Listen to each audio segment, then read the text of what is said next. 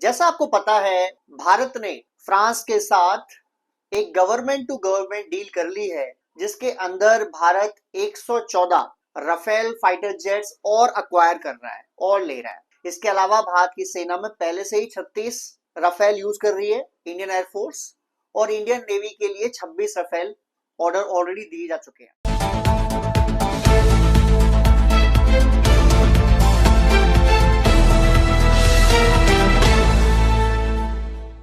Hello friends, जैसा आपको पता है, भारत ने फ्रांस के साथ एक गवर्नमेंट टू गवर्नमेंट डील कर ली है, जिसके अंदर भारत 114 राफेल फाइटर जेट्स और अक्वायर कर रहा है और ले रहा है। इसके अलावा भारत की सेना में पहले से ही 36 राफेल यूज कर रही है इंडियन एयरफोर्स, और इंडियन नेवी के लिए 26 राफेल ऑर्डर ऑलरेडी दिए जा चुके हैं। लेकिन एक मुद्दा आता है सामने बार बार कि राफेल तो जो है 4.5 जनरेशन का फाइटर जेट है, और ठीक है, ये मल्टी रोल फाइटर जेट है। इससे आप ground attacks, air to air fight, dog fight, nuclear attacks, missile defence system, इन सब के काम ले सकते हो आप। और ये बेहतरीन फाइटर जेट है। स्टेल्थ टेक्नोलॉजी के अलावा इसमें सब कुछ 5वीं दर्जे का है, 5वीं जनरेशन का है। लेकिन फिर भी एक क्वेश्चन रिमेन रहता है कि अगर आपके दुश्मनों के पास, जैसा कि आपको सबको पता है कि चाइना के पास 2 टाइप के 5th जनरेशन एयरक्राफ्ट हैं, एक J-20 और एक J-35 या J-31, और पाकिस्तान को J-31 और J-35 जो स्टेल्थ एयरक्राफ्ट हैं, वो 40 एयरक्राफ्ट देने की चीन की पेशकश भी है, और पाकिस्तान भी बहुत जल्दी चाहता है इसको। तो अगर पाकिस्तान और चाइना दोनों ही 5th generation fighter jet hold करते हैं, उनके पास होते हैं, तो भारतीय एयरफोर्स के पास, इंडियन एयरफोर्स के पास फिर क्या तरीका रहेगा इसको रोकने का। पहली बात, हम राफेल फाइटर जेट से चीन के J-20 को डिटेक्ट भी कर चुके हैं और लॉक भी कर चुके हैं। जब गलवान का एपिसोड हुआ था, वहां पर हमने इसे लॉक भी कर लिया था और डिटेक्ट भी कर लिया था, यानी हम डिस्ट्रॉय कर सकते थे, हम मार सकते थे। तो वो फुली स्टेल्थ तो नहीं है। दूसरी बात, भारत भी चाहता है 5th जनरेशन फाइटर जेट, और इसलिए टेबल पर एक प्रपोजल ऑलरेडी है इस समय, जो है सुखोई 57 फैल्कन, जिसे हम शॉर्टकट में बोलते हैं Su-57 फैल्कन, जो रशिया का 5th जनरेशन एयरक्राफ्ट है और दुनिया का सबसे बेहतरीन एयरक्राफ्ट इसे कई लोग मानते हैं, और कई लोग कहते हैं ये सेकंड नंबर पे आता है, फर्स्ट नंबर पर अमेरिका का F-35 आता है या F-22 रैप्टर आता है। ठीक है, डन। पहली बात, अगर हम ये मान के भी चलें कि ये रशिया का जो सुखोई 57 फैल्कन है, ये सेकंड नंबर का एयरक्राफ्ट है 5th जनरेशन में दुनिया में, तो भी हमारे जो दोनों एडवर्सरीज हैं, जो दोनों दुश्मन हैं, चाहे वो चाइना हो चाहे पाकिस्तान हो, उनके पास ऐसा एयरक्राफ्ट नहीं है। तो हमें एक एज है। नंबर 2, हमारे पास सेकंड इन लाइन जो एयरक्राफ्ट रहेगा वो राफेल रहेगा, जिसकी भी कार्ड अभी तक चाइना और पाकिस्तान के पास नहीं है। तो हमारे पास टॉप जो 2 एयरक्राफ्ट होंगे, दोनों के पाकिस्तान और चाइना के पास कोई भी रुकावट या कोई भी लेवरेज नहीं होगी। अगर मान के चलेंगे राफेल की टक्कर का चाइना रोक भी सकता है, तो सुखोई 57 उसको खत्म कर सकता है। अब एक मुद्दा ये आता है कि Su-57 और एक और है रशिया का ही Su-75 चेकमेट, जो भारत के लिए ही डिजाइन करता था रशिया। क्या भारत को वो लेना चाहिए था, या भारत सुखोई 57 को ही स्टिल कंसिडर कर रहा है? भारत की कुछ कंडीशंस हैं। हालांकि अमेरिका ने हमें अपना F-35 भी ऑफर किया, डोनाल्ड ट्रंप ने हमें ऑफर किया, खुलेआम ऑफर किया, पब्लिकली ऑफर किया। हालांकि लॉकहीड मार्टिन का जो बनाती है F-35 को, उनका मानना है कि पहले भारत को F-15 या F-16 या F-21 जो स्पेशली भारत के लिए बनाना चाहते थे, वो उसको यूज करना चाहिए, और उसके बाद F-35 ले सकते हैं। लेकिन भारत ने वो प्रपोजल मना कर दिया। भारत ने बोला हमें F-35 नहीं चाहिए। इसके पीछे कुछ लॉजिक दिए गए, उनके बारे में बात करते हैं। फिर हमारे लिए Su-57 कैसे बेटर है, और हम क्यों इस डील के ऊपर जा सकते हैं, क्यों हम ये डील ले सकते हैं, इसके बारे में भी बात करेंगे। सबसे पहली बात, F-35 दुनिया का बेहतरीन फाइटर एयरक्राफ्ट है, इसमें कोई शक नहीं है। अमेरिका के वेपन्स दुनिया के टॉप क्लास टेक्नोलॉजी होती है, इसमें कोई शक नहीं है। बट प्रॉब्लम है अमेरिकन। जैसे ही अमेरिका में सरकार बदलती है या अमेरिका के राष्ट्रपति का मूड बदल जाता है, उसके बाद वो दूसरे देश से कैसे बिहेव करते हैं वो एकदम चेंज जाता है। अभी आप देख ही रहे डोनाल्ड ट्रंप का नौटंकी। जब ये फर्स्ट टर्म में आया था, ऐसा लगता था कि इससे बेहतर दोस्त तो भारत के लिए कोई हो ही नहीं सकता अमेरिका के अंदर। और जब से सेकंड टर्म में आया है, लास्ट ईयर से लेकर अब तक जिसने बेहाल किया है भारत को परेशान कर करके, भारत क्या पूरी दुनिया परेशान कर रखा है इस आदमी ने। जब मर्जी टैरिफ बोल देता है, जब मर्जी उल्टा बोल देता है, जब मर्जी कुछ भी कह सकता है आदमी। तो एक दिक्कत तो हमारी ये थी कि हमें अमेरिकन पर ट्रस्ट नहीं है। कल को पता लगा हम किसी वॉर में हैं और अमेरिका कह रहा है वो वॉर रोक दो, और हम कह रहे हैं हम ये वॉर अभी नहीं रोकेंगे। अमेरिका कहता है कि ठीक है हम F-35 आपको सप्लाई नहीं करते, या हम F-35 की जो पुर्जे हैं, जो चीजें हैं, आपको नहीं देते। भाई आप फाइटर एयरक्राफ्ट तो ले लेंगे, लेकिन जो उसके कल पुर्जे लगने, जो मशीन इनबिल्ट होनी है, ये अपग्रेडेशन होना है, वो तो हमेशा के लिए होना है। तो अगर कल को आपके रिश्ते खराब होते हैं अमेरिका से, तो आपकी तो प्रॉब्लम हो जाएगी। नंबर वन तो ये रीजन है, और ये बहुत बड़ा रीजन है, सबसे बड़ा रीजन यही है। नंबर दो, अगर भारत F-35 को लेता है तो भारत को पूरा एक इकोसिस्टम बनाना पड़ेगा एक फाइटर एयरक्राफ्ट के लिए जो बनता है। कहाँ वो उनकी सर्विसेज हुआ करेगी, कहाँ उनके अपग्रेडेशन हुआ करेंगे, कहाँ उनकी रिपेयरिंग हुआ करेगी, ये सब पूरा एक अलग से इकोसिस्टम जनरेट करना पड़ेगा, जो भारत को काफी कॉस्टली पड़ेगा। एक तो फाइटर एयरक्राफ्ट जो है आपका F-35, वो खुद बहुत महंगा है। उसके अलावा जो उसमें चीजें लगेंगी, जो उसकी मेंटेनेंस होगी, वो भी बहुत ज्यादा महंगी पड़ेगी भारत को। बिकॉज भारत लॉकहीड मार्टिन का या अमेरिकन कोई भी वेपन, कोई भी एयरक्राफ्ट अभी तक यूज नहीं करता। हमारे पास अमेरिका के हेलीकॉप्टर्स हैं, चिनूक है, अपाचे हैं, हमारे पास अमेरिका के MI हैवी हेलीकॉप्टर्स है, हमारे पास अमेरिका के कार्गो शिप्स हैं, लेकिन हमारे पास अमेरिका का फाइटर एयरक्राफ्ट नहीं है। और फाइटर एयरक्राफ्ट नहीं है, उसका रीजन पहला मैंने आपको दिया कि भारत अमेरिका पर पूरी तरह ट्रस्ट नहीं करता। भारत को नहीं लगता कि अमेरिका उसका ऑल वेदर फ्रेंड है।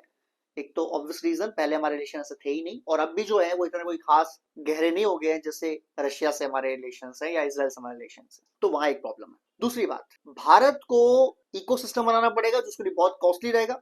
अलग इंजीनियर्स चाहिए, अलग ट्रेनिंग चाहिए एयरक्राफ्ट के लिए, पायलट्स को। तो एक वो प्रॉब्लम रहेगा। तीसरी बात, अमेरिका का रिलायबल पार्टनर नहीं है। वो पाकिस्तान को भी एयरक्राफ्ट दे सकता है इन फ्यूचर, अगर पाकिस्तान उसकी गुलामी करने लग जाए, जो कि ऑलवेज करता ही है, और तलवे ज्यादा चाटे, तो हो सकता है उसको भी कोई दे दे, और उसके बाद ये प्रॉब्लम और बढ़ जाए। अब भारत रशिया से जब लेता है सुखोई 57, तो भारत को यही जो इधर प्रॉब्लम्स है मेरे साथ, इधर रशिया में वो फायदे हैं। जैसे पहला, भारत का Russia all weather, tried and tested, time and tested true friend है, सच्चा दोस्त है। चाहे हमारी वॉर हो बांग्लादेश के साथ, जब पाकिस्तान से हुई थी पाकिस्तान में, और हमने बांग्लादेश आजाद कराया था, उस समय अमेरिका हमारे खिलाफ हथियार लेके पूरा 7 फ्लीट एयरक्राफ्ट कैरियर लेके लड़ने आ गया था बंगाल की खाड़ी में। अगर रशिया की सबमरीन्स ना होती, जो उस समय सोवियत यूनियन था बाय द वे, तो अमेरिका हम पर हमला करता, पर रशिया बीच में आ गया। दूसरा, रशिया ने हमें सारे एयरक्राफ्ट दिए, चाहे वो MiG-21 हो, चाहे MiG-29 हो, चाहे सुखोई 30 हो, और हमेशा जब भी हमें अपग्रेडेशन जरूरत पड़ी, रशिया हमें हमेशा खड़ा रहा। रशिया ऑलवेज अवेलेबल है, जब आप अपग्रेडेशन मांगे वो देगा। दूसरी चीज, हम सुखोई कंपनी का ऑलरेडी सुखोई 30 हम यूज करते हैं, और हमारे पास ये मेक इन इंडिया में भी है। हमने 281 fighter jets, 281 fighter jets Sukhoi की हम यूज कर रहे हैं, और इसकी पूरी मैन्युफैक्चरिंग लाइन हमारे पास महाराष्ट्र में अवेलेबल है, और इसे भारत की कंपनी HAL बनाती है, हिंदुस्तान एरोनॉटिकल लिमिटेड। दूसरी चीज, इसका हमारे पास पूरा इकोसिस्टम डेवलप है, जहां पर ये मेंटेनेंस कैसे होगी, सर्विसेज कैसे होंगी, और हमारे जो जो फाइटर एयरक्राफ्ट पायलट्स हैं वो फुली इसमें कैपेबल हैं, और फुली कब कई सालों से इसको यूज कर रहे हैं, दशक से यूज कर रहे हैं, तो उनको पता है। अगर हम Su-57 लेते हैं, तो जो सुखोई कंपनी है उनका ये मानना है कि जो हमारे पास ऑलरेडी डिविजन हैं जहां Su-30 MK बनता था, उसी डिवीजन में जस्ट 20-30% मॉडिफिकेशन करके पूरा सुखोई 57 वहां बन सकता है, और 80% सुखोई तो अभी बन सकता है विदाउट एनी चेंजेस। इसके बाद यानी आपका खर्चा नहीं हो रहा, रशिया आपका all time and tested good friend है, ट्रू फ्रेंड है, जो आपके साथ खड़ा रहेगा उस समय जब आपको जरूरत पड़ेगी, चाहे वॉर हो चाहे कोई भी कंडीशन हो। उसके अलावा जो भारतीय पायलट हैं उनको अलग से ट्रेनिंग करनी, हाँ ठीक है, उनको सुखोई 57 में थोड़ा ट्रेनिंग करना पड़ेगा, चीजें करनी पड़ेंगी, बट प्लेटफॉर्म एक ही है, चाहे वो Su-30 का हो चाहे Su-57 का हो, तो ज्यादा फर्क नहीं आएगा। लेकिन अगर F-35 लेते हैं तो पूरा प्लेटफॉर्म ही चेंज है, आपको उसके लिए अलग से पायलट जनरेट करने पड़ेंगे, पायलट बनाने पड़ेंगे, जो कंडीशन यहाँ नहीं है। अब सबसे मेजर कंडीशन अब आ रही है, F-35 अगर हम लेते हैं, वैसे तो हमने मना ही कर रखा भारत सरकार ने कि हम नहीं ले रहे, बट इन फ्यूचर अगर हम लेते भी हैं, तो वहां एक प्रॉब्लम है कि अमेरिका अपनी टेक्नोलॉजी शेयर नहीं करेगा। अमेरिका हमें सिर्फ कस्टमर तरह ट्रीट करेगा, हमें वो फाइटर एयरक्राफ्ट भेज देगा, हो सकता है वो यहाँ मैन्युफैक्चरिंग भी करा दे 50-60%, लेकिन वो टेक्नोलॉजी ट्रांसफर नहीं करेगा। जबकि रशिया का ये ऑफर है कि अगर हम Su-57 लेते हैं अराउंड 100-120, तो वो उसकी 100% ट्रांसफर ऑफ टेक्नोलॉजी करेंगे। उसमें फिर उसके बाद, क्योंकि हमारे पास सोर्स कोड भी होगा, टेक्नोलॉजी भी होगी, तो उसके बाद फिर हम भारत के जो हथियार हैं, जो भारत और रशिया मिलकर बनाते हैं या भारत खुद से बनाता है, जैसे कि ब्रह्मोस हो गई, जैसे कि अस्त्र हो गया, मिसाइल हो गई, जैसे कि निर्भय मिसाइल हो गई, इनको हम उसमें इंटीग्रेट कर सकते हैं। तो with the weapons of India, जो रशियन Su-57 होगा, ये दुनिया का बेहतरीन एयरक्राफ्ट बन जाएगा, क्योंकि इंडिया की टेक्नोलॉजी जो मिसाइल्स की है वो एक नंबर की है। हमारी ब्रह्मोस को अभी रोक पाना मुश्किल है। अगर ये जब लगती है सुखोई 30 में, तो इसकी रेंज एंड कैपेसिटी डबल आती है। अगर लग जाएगी Su-57 में, जो कि स्टेल्थ भी है, आपको डिटेक्ट करना मुश्किल है। यानी इस्लामाबाद के ऊपर घूम रहा होगा, फिर पता नहीं होगा, और फिर जहां से हिट करेगा, रोकना उस मिसाइल को, उस हथियार को, next to impossible, no chance. तो ये हमारे लिए और फायदेमंद है, क्योंकि हमें ट्रांसफर ऑफ टेक्नोलॉजी मिल रहा है 100%, सोर्स कोड मिल रहा है 100%, और भारत के वेपन्स उसमें आराम से इंटीग्रेट कर सकते हैं हम। ये एक और बेहतरीन काम हो रहा है, जो हमें अमेरिका नहीं दे सकता, नहीं दे रहा, मना कर देता है वो साफ। अमेरिका के अपने रीजन है, ऑब्वियस रीजन है, बट हमारे पास रशिया का ऑफर है। अब एक और चीज, भाई फाइटर एयरक्राफ्ट है, कोई खिलौना तो है नहीं, तो उसकी कॉस्ट भी मैटर करती है। अप्रोक्सीमेटली जितने में एक F-35 आता है, उतने में 2 Su-57 आ जाते हैं, और पैसा बच जाता है उसके बाद भी। यानी 2 F-35 कॉस्ट में लगभग 5 Su-57 हम ले सकते हैं। यानी अगर हम F-35 लेते हैं 36 या 40, तो उतने में हम 120 सुखोई 57 ले लेंगे। अब मैंने वो क्या गिनवाया कि सुखोई 57 के साथ हमें क्या फायदे हैं। पहला, ये 100% ट्रांसफर ऑफ टेक्नोलॉजी हमें दे रहा है। दूसरा, 100% सोर्स कोड दे रहे हैं। तीसरा, भारत के जो खुद के बनाए हुए हथियार हैं, चाहे वो ब्रह्मोस मिसाइल हो, चाहे अस्त्र मिसाइल हो, चाहे हमारा निर्भय मिसाइल हो, चाहे हमारे कोई बॉम्ब्स हो, वो हम इसमें आराम से इंटीग्रेट कर सकते हैं, बिकॉज टेक्नोलॉजी हमारे पास है, सोर्स कोड हमारे पास है। चौथा, इसकी जो कॉस्ट है सुखोई 57 की, वो एक F-35 के बदले हमें लगभग 2 Su-57 मिल रहे हैं, तो हमारे लिए कॉस्ट बेनिफिट भी है। और चौथा, हमारे फाइटर पायलट्स को जो सुखोई 30 चला रहे हैं, उनको सुखोई 57 में आने में बहुत ज्यादा प्रॉब्लम्स नहीं होंगी, जिसकी वजह से हमारे लिए Su-57 को लेना एक बेहतरीन ऑप्शन है। और मैं तो कहता हूँ ये लेना चाहिए। अगर आप मुझसे पूछे, मैं कहूँगा जल्द से लेना चाहिए। इससे पहले पाकिस्तान के पास कोई 5th जनरेशन फाइटर एयरक्राफ्ट आए, हमको सुखोई 57 की डील कर लेनी चाहिए। और हमें, जैसे हमने फ्रांस से डील करी है कि हमारे पास 18 से एयरक्राफ्ट वहीं से आएंगे बन के, बाकी हम भारत बनाएंगे, ऐसे ही हमें रशिया से कर लेना चाहिए कि 18 या 36 या 20 आप वहां से बनाए भेज दो, बाकी हम इंडिया में डेवलप करेंगे विद द सोर्स कोड और विद द टेक्नोलॉजी। इससे हमारा जो स्पीड अप है, स्केल है हमारी फाइटर एयरक्राफ्ट की, स्क्वाड्रन की, वो हमारी बहुत जल्दी बढ़ेगी। आप सबको पता है कि भारत के पास जो स्क्वाड्रन संख्या है वो 42 होनी चाहिए, 42 होनी चाहिए टू फ्रंट वॉर के लिए। यानी चाइना पाकिस्तान से एक साथ लड़ना हो तो हमारे पास 42 की स्क्वाड्रन की स्ट्रेंथ चाहिए। एक एयरक्राफ्ट स्क्वाड्रन के अंदर 18 से 20 एयरक्राफ्ट होते हैं, तो लगभग हमें 800 850 एयरक्राफ्ट चाहिए अगर हमें पाकिस्तान चाइना को दोनों को टेक ओवर करना है। तो हमारे पास इस समय जो संख्या है वो है 29। उसमें से भी 4-5 हमारी जो स्क्वाड्रन है वो अगले 4-5 साल में खत्म होने वाली है, क्योंकि जगुआर और मिराज 2000 इनके फेज आउट हो जाएंगे 5 साल के अंदर। यानी हमारी संख्या पहुंच जाएगी फिर 24 के आसपास।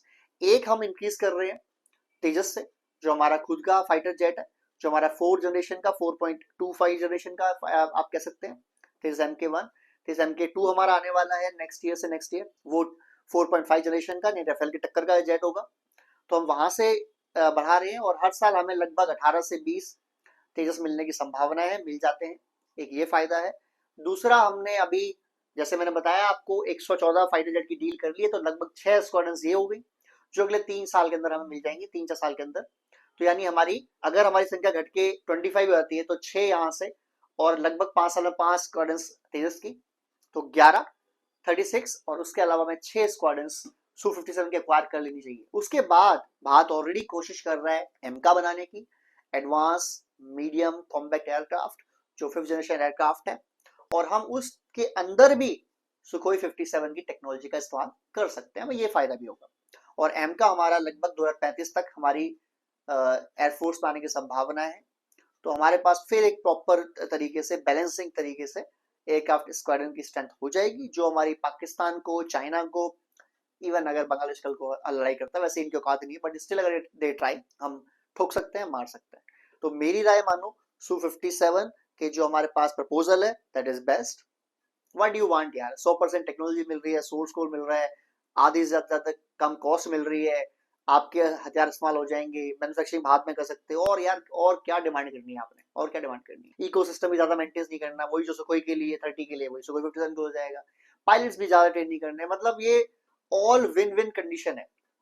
बट मेरे ख्याल से जो भी लड़ाई या जो रुकावट है वो डोनाल्ड ट्रंप है, और यूक्रेन और रशिया का वॉर है।